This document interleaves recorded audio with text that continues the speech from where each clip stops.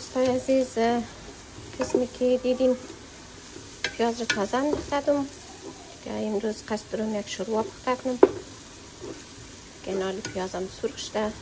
اینجا گوشت گوسفند گرفتم، گوشت را ششتم دیگه آماده یکی در پیاز بندازم سرخ کنم. امروز یک کم مهمان دارم، بخشش خواستم یک شوروای وطنی آماده کنم دیگه. میره بخش دوستای عزیزم یک ویدیو بگیرم، هر کس که شوروا خوش داره شوروای گوسفندی قدنان وطنی خوب مزه میده. جور کن بخیره دیگه، نوش جان کن که ما منال گوشتار بندازنم.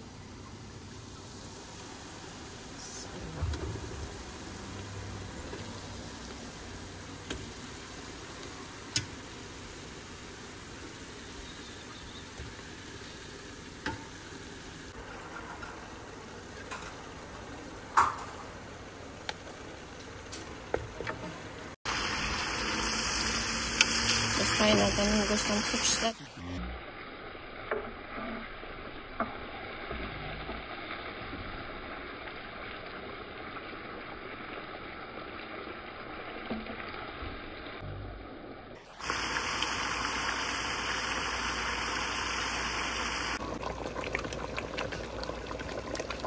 دوستای عزیز این شوروا هم سرخ شد دیگه که موت شوروا هم ده که مثل کرمه واری یا موت لواب دار خوب شد.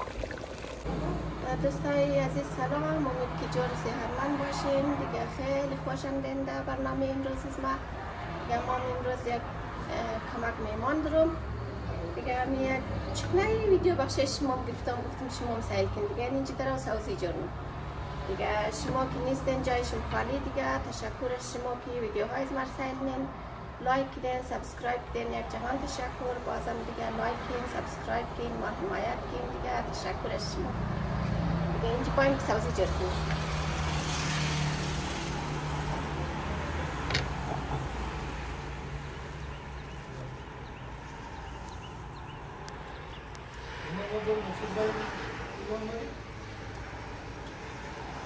چیز خلاجی؟ نه باش تمزین یکشتا بریم.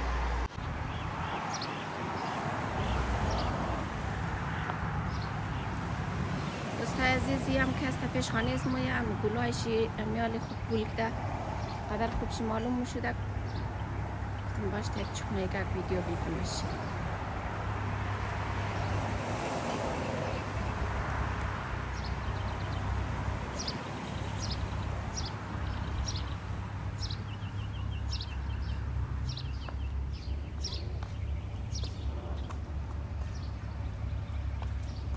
عجیم ده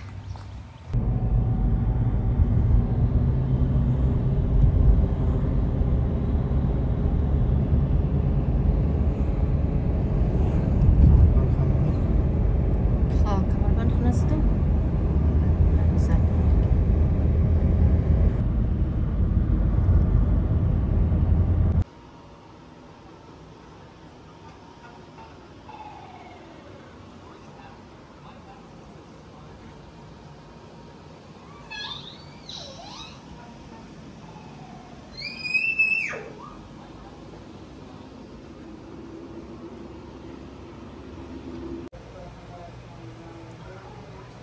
دوستای عزیز شوروا پخته شد دیگه، آماده شد. مزیش سیل نکدم، به نظرم خیلی خوشمزه دیگه. این حالی میخواییم که گوشتایش را از شوروا بر کنم که میمانای من ممده آماده نان کردوی بخیر. جایشم خالی داد.